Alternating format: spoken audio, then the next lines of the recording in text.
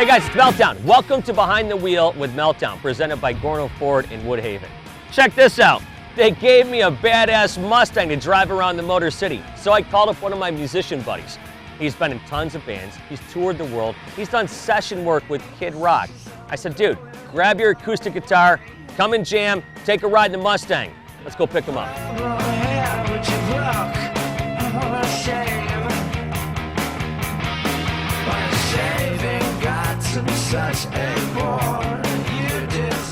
Man, this thing rides like a dream. Pulls hard too. 5.0 liter, a lot of horses under the hood of this Mustang.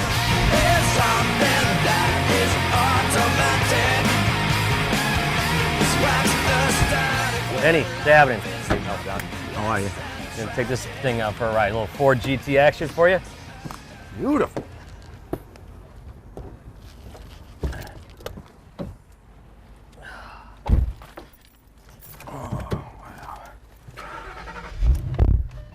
This is what you need here, dude. Sell a couple more records, you can have one of these.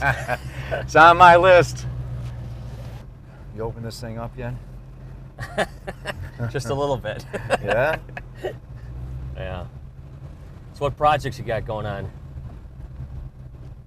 Well, we got this new Sponge record coming out. We got the pretty good summer tour lined up. You do? With who? Yeah. Can you say? Yeah. Everclear, Live,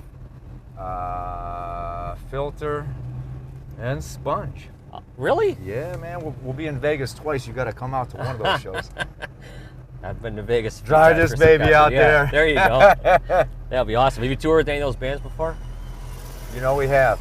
Everclear, they used to open up for us many moons ago.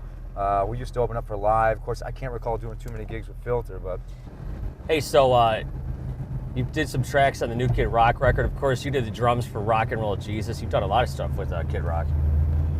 Yeah, they keep calling me for certain things, you know. Yeah, it's pretty cool, though. Oh, yeah, he certainly has a strong live band, but I think sometimes, you know, you might be looking for something just a little bit different, you know, in a track here and there. So, yeah, they give me a call. Of course, I don't do that very often, so yeah, I'm a little rusty when they call me, so I certainly appreciate their patience. Yeah. Hey, Vinnie, saw you put that acoustic guitar in the trunk. You couldn't miss it since I opened up the trunk for you. How about pulling that thing out and jamming a couple tunes? What do you say? You notice the subtle guitar case? I saw that, actually. Yeah. Well, you know, we try to travel everywhere with our guitars, but yeah, let's fire up. Thing fits in there like a glove. Could have brought a second guitar player. Could have brought your drums so I could have played them. Next time, man. Will I wake up a dream I made up? No, I guess this is reality.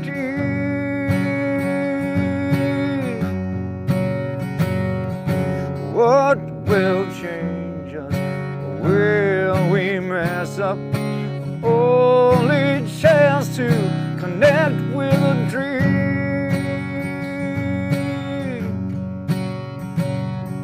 Say a prayer for me. Say a prayer for me. Say a prayer for me.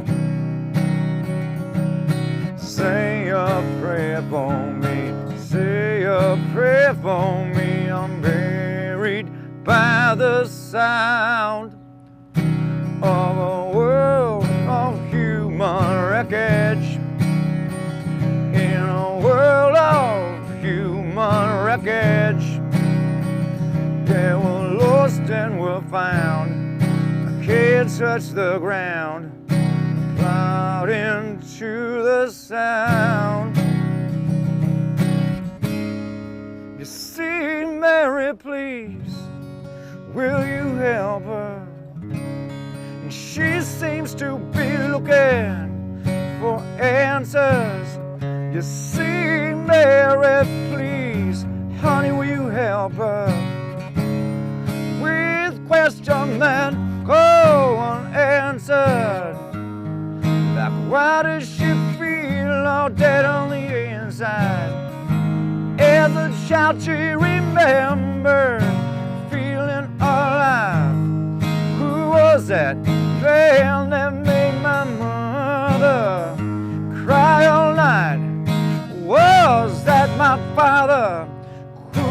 was my father. See you naked in the band. Cigarette stains on your hand. Wilted flowers in a vase. Ask how are you, baby, how are you? Don't ask why, don't ask why, don't ask why, don't ask why, don't ask why, don't ask why, don't ask why. 16 candles down the drain.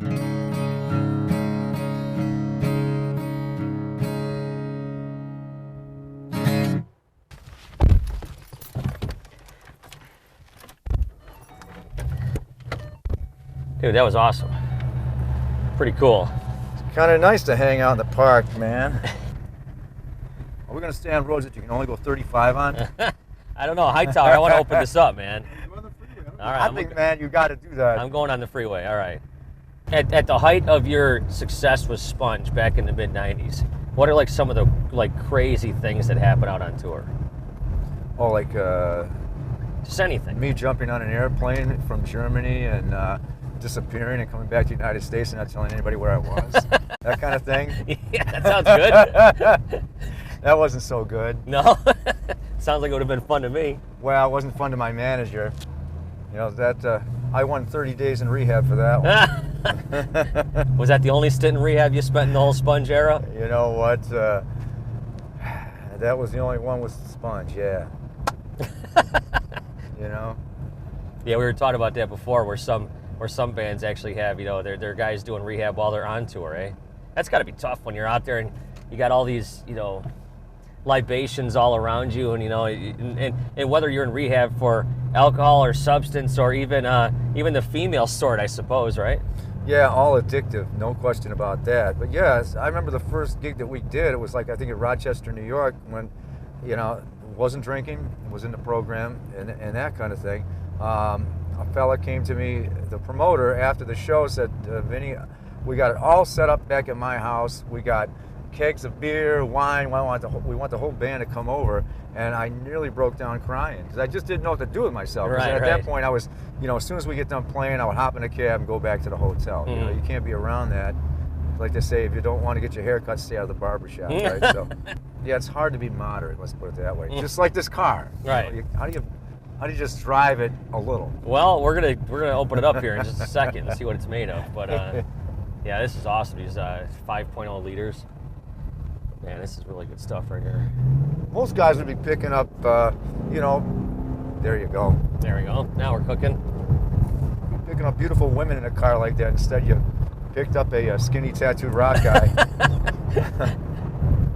Hey, look at the source here, okay? I can't be picking up women all over the place.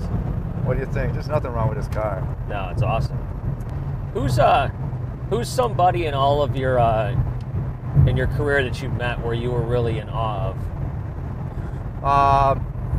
No question, Iggy Pop. Oh yeah. Now, did he know who you were when you met him?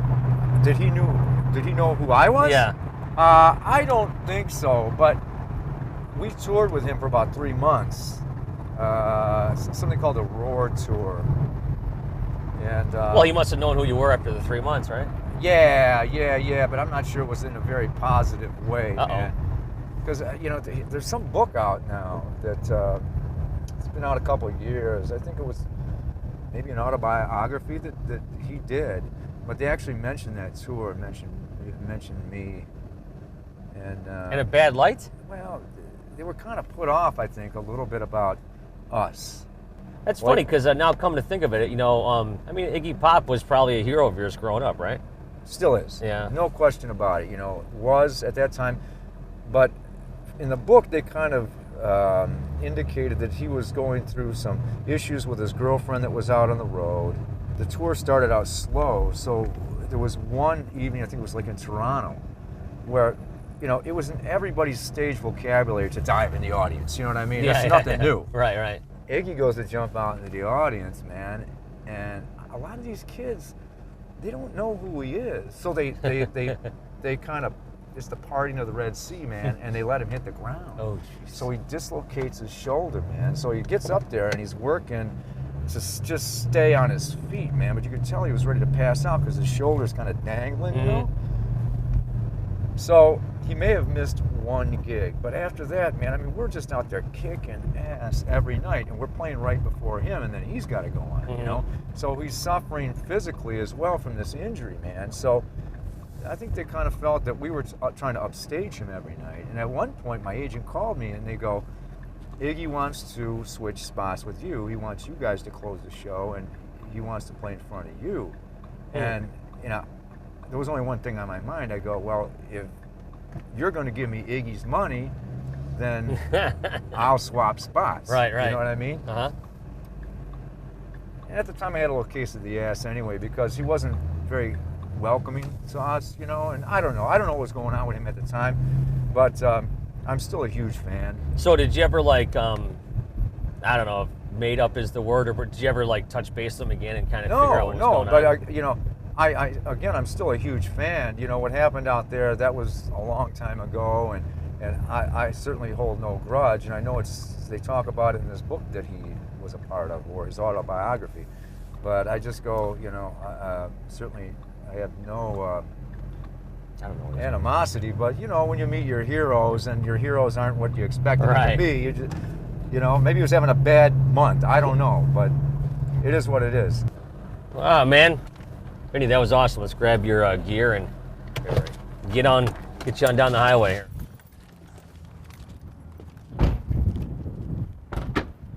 There you go. Sweet Meltdown, thank you. There's your axe. Thank you. What a ride. Appreciate it, man. Awesome stuff out there at the park, and yeah, great ride. Got to thank Gorno Ford. Hey, thanks for going behind the wheel with Meltdown. And of course, Vinnie Dombrowski from Sponge and Orbitsons and Crud, and just fade it out and have the list go on and on and on. But thanks for going behind the wheel, and thanks for Gorno Ford for hooking us up with this awesome Mustang 5.0 liter. It's called Anytown, USA. Take me down to the streets of New Orleans and let sweet music fill up the air. Down to the great state of Texas, you'll never feel more welcome anywhere. You'll never see women looking so pretty unless you'll dance all night down in Detroit City. I staggered through London, been around the world. I kissed my share of them sweet foreign girls. I got a soul that rambles, don't get no rest. Take me to the place that I love best. Take me back to Anytown, USA. Take me back to Anytown, USA.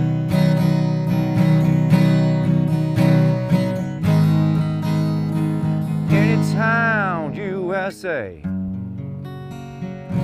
Anytown, Ford, USA, Mustang, baby. Come on.